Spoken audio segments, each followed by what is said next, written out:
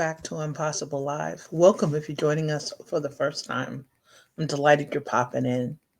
When you do, please let us know where you're popping in from, where you're joining us from, and what is one way that we can help you in between our impossible lives. If you're being affected by these interesting storms, for lack of a better word, that are heading across the US, I hope you're safe. And last week during our live, we lost internet. So I'm hoping and delighted you're with me for a few minutes today.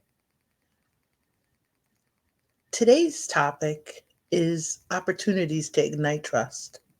Been pretty transparent recently about becoming a trust ambassador for Yvette Bethel of Organizational Soul, who really has helped me kind of light up my passion, my step behind the hashtag Ignite Trust. In the process of hanging out with Yvette really has caused me to ask the question a couple of times in presentations and in between and explore it personally is to ask the question, what is trust? And I'd love to know what it means to you. Hi, Aries. Hi, Therese. How are you? Welcome back, lovely ladies. And in the process of trying to figure out what is trust, um, it's been a little complicated because, from my perspective, and it's the only place I could start, I guess, is I had a lot of implicit trust barriers, as I call them, blocks. Really grateful for mental fitness and the trust work with Yvette, and having had great clients who exposed me to some of the gems from emotional intelligence. And the trust work is really based in emotional intelligence. And the mental fitness work is about, how to help us tune in a little bit and uh, navigate our emotions. And now I kind of have a system and a toolkit for it. And I'm really, really appreciative of that. But I'd love to know for you, what is trust? And what is trust in the sense of how do you identify it so that you know which opportunities you want to pursue and how to really ignite it in your life? And I think personally and professionally, it can be done so many different ways. But I know for me, coming from I love, hey, Jenny, how are you? Welcome. I love what Therese said. Trust is something that begins with you before you can extend it to others. And Therese is really underscoring the big lesson that Yvette helped me learn. Trust is an inside out process.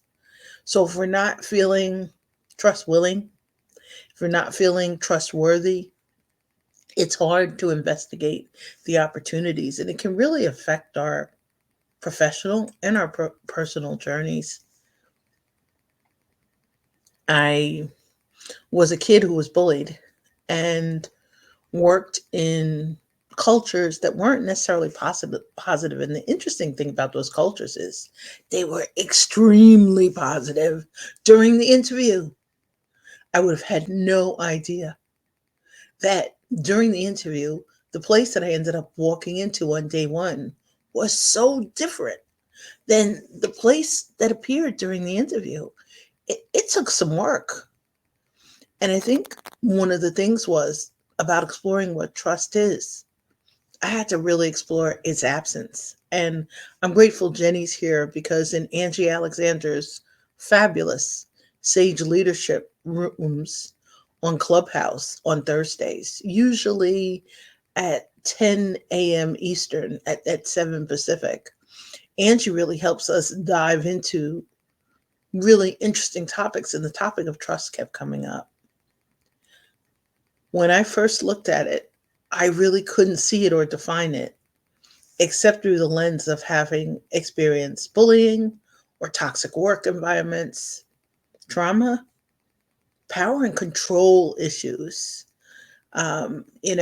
And Teresa saying, Shangri-La interviews, shattering realities. You've been there. I think many of us have.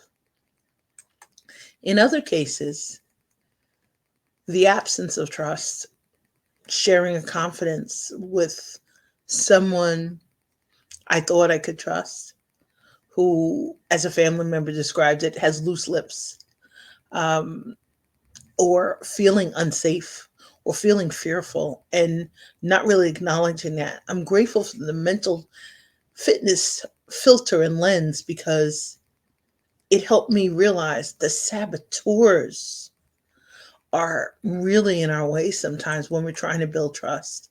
And as Jenny's saying, we've learned trust requires empathy, logic, and genuine behavior. Definitely, Jenny, definitely. In the process of really exploring my distrust and the different things that affected that, and that kind of would push me back into the introvert shell, so to speak. And in some cases, as an entrepreneur, the part of scaling a business, trying to grow a business, really teach us very quickly who we can trust or not. And Teresa's right that fear can be a component of distrust. It can also be a sign that loyalty is present, that safety is missing, that security, that opportunities to really show up as our best and our brightest selves, or to be creative or innovative, or to be in a work environment where you really can be productive. So I'd love, in the process of talking about opportunities to ignite trust, to really maybe help suggest the lens. In the absence of trust, we need to realize who it is who's seeing the world and really their viewpoints. We can be in a room where there's great humor, it feels like there's fantastic camaraderie, really good energy. And the second that meeting is over, or the second the door closes, it ends, it evaporates. And in the process of exploring opportunities to ignite trust, if we think of that lens and how we look at it differently, whether we're the leader, whether we're attending a meeting, or trying to create a safe, sacred space for others to really thrive and flourish in, maybe we're at the front desk, or we're the host or the hostess. Hey, Charlene. Hey, Cheryl. Welcome. And maybe we're the hostess. We're in charge of the ground floor, the lobby, the entrance, the whether others feel like they're in an environment of mutual respect. I think it's about our senses. Sometimes what we see, sometimes what we feel, sometimes what we hear. But I think it's also really, when it comes down to it, from a core level, being able to pursue opportunities to ignite trust is about really creating a trust inner compass, something that guides us, something that can help navigate our steps. And in many cases, that kind of reinforce what we're seeing, we're feeling, we're hearing. And I'd love if you've got an example of an opportunity where something just lit up trust. Like, I absolutely adore Jeffrey Davis of Tracking Wonder. And I finally had the pleasure at an event of watching him live and speak live. And what I love about following him on LinkedIn and his Sunday Dispatch and attending his events and reading his books is that you always feel you're in the right place at the right time. You always feel like you're there at the start. There's an invitation, and it's warm and it's genuine, and it just invites you in. Kind of like that wonderful deacon at church, or a business owner who's welcoming you into their storefront. or somebody who's leaving you a phone message and they don't realize it, it's lighting you up. You're going to save it because it really meant something to you. In that process of trying to create the opportunities to ignite trust, I am so reminded that for many of us, it's about safety. And I appreciate amazing conversations with Dee Hope. And Dee talks a lot about psychological safety. I'm reminded today that we're talking about something the minute I mentioned trust barriers. The universe was going to remind me of a tip in today's post about lessons learned during LinkedIn Live. Hydrate.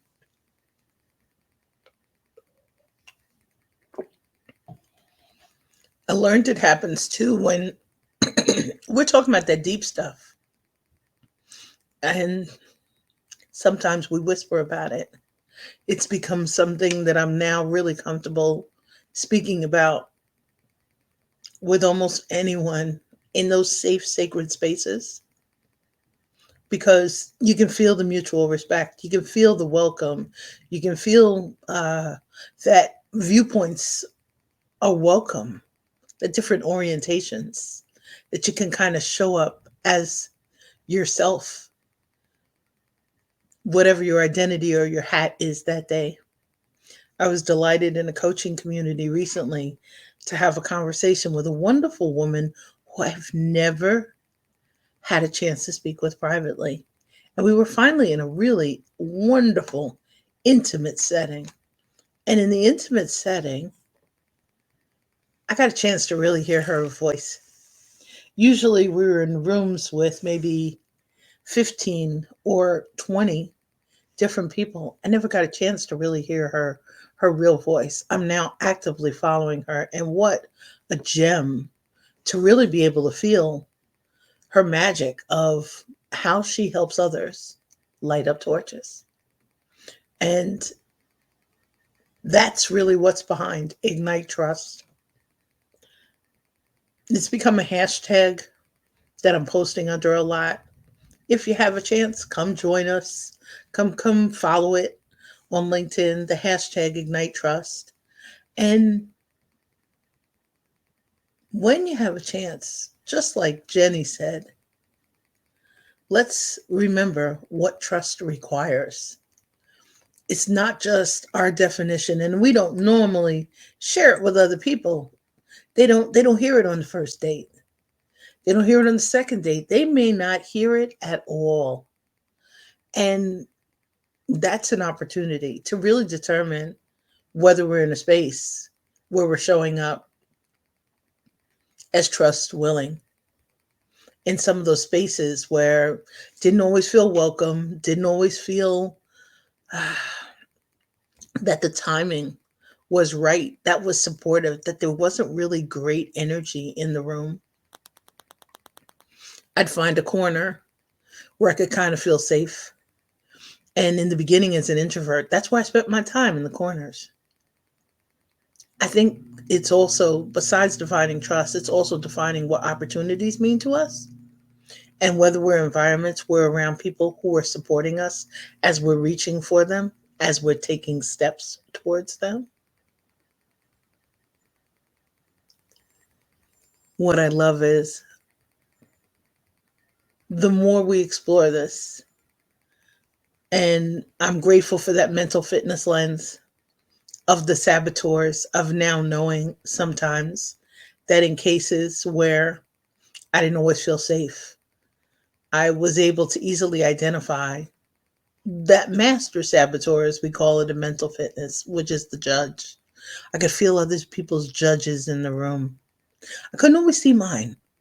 And the trust work is really now helping with that. So I'm now able to see when my inner critic is kind of in overdrive, needs to go to sleep, needs a nap, or needs some delicious PQ reps. But if you're in the process of trying to create opportunities personally and professionally to ignite trust, and you want some help or support, kind of building what I'm learning thanks to Yvette feels like a trust building toolkit. And the toolkit now is full of tools. And partially from looking at the viewpoint of when Mel shows up, where she shows up, why she shows up. Are there relationships that I'd like to hopefully create in the room? Are there opportunities that I'd like to pursue? And in some cases, an opportunity to ignite trust can be an opportunity when the other person is trust willing and I'm trust willing to possibly look at ways to repair it. It takes a lot. I love it because Bonnie from Social Sales and Group Coaching, and Bonnie, I don't want to butcher your last name. Bonnie made an amazing comment in a post. The reminder that once we lose trust, it is so hard to earn it back. It is so hard to reclaim it. It is really hard to explore it. But the opportunities exist to pursue it when we're able to have safe and respectful conversations, when we're able to look at each other's viewpoints, when we're able to take steps towards a middle point. This weekend, I got a call from our wonderful second mom. She was watching Pride celebrations and she heard a term and she knew I would know the answer. And I appreciate her for calling. And we had a really long conversation because she wanted to know what a term meant. I am honored that she called me so we could discuss it from the different generational perspectives. What I thought was interesting was last night turned on an award show. I was in a mood for music. I had hung out with the Mosaic Nation, wonderful nation of co-elevators on Clubhouse Friday night. And they had some amazing Friday night oldies. I was really in the mood for music this weekend. And turned on an award show last night and kind of wasn't feeling it. It's that reminder when something happens to make us feel uncomfortable, it'll kind of limit those opportunities to ignite trust. A good friend had said a while ago, get comfortable with being uncomfortable. Jonathan Howard had talked to me at length about that. I really appreciate it. But to ignite trust, we need to address that discomfort. We need to identify that hurdle. We need some help getting over it, whether it's a great coach, a dear friend, a mentor, somebody who's rooting for us, a parent, a family member, somebody like Dee Hope. And I appreciate Dee because just before our Impossible Live, something happened to make me feel uncomfortable. I was able to talk with Dee about it. It's so important to have somebody you trust to be able to navigate that with. And the key is trusting us, trusting ourselves at our core. So I really just want to thank you again for joining me today. And for joining me today as social media appears to be having a little bit of a disconnect. And I appreciate that. And you being here and just popping in and lending some light and some smiles across the miles. And I hope you will have incredible opportunities to ignite trust as you're going about reaching and striving for your goals. If there's anything I can ever do to help you build a trust building toolkit, explore trust as a leader, please don't hesitate to reach out. It will be my pleasure so that most of us introverts won't stay stuck in our shell. And those of us who are trained ambiverts will remember, show up occasionally as that extrovert. But wherever you are, I hope you stay safe, stay well, stay inspired, and stay in touch. And I truly hope you have a magnificent day. Take great care. Be well.